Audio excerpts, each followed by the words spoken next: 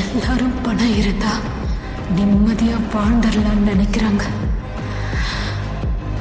ஆனா பணம் இல்லைன்னா நிம்மதியா சாக கூட முடியாதுன்னு யாரும் நினைக்கிறதே இல்லை. எனக்கு ஒரு வாக்கு கூட நீ எப்படி வாழ போறியோன்னு எனக்கு தெரியாது.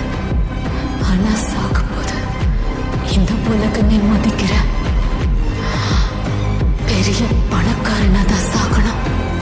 சத்தியமா பெரிய பணக்காரனாய் காட்டுறோமா?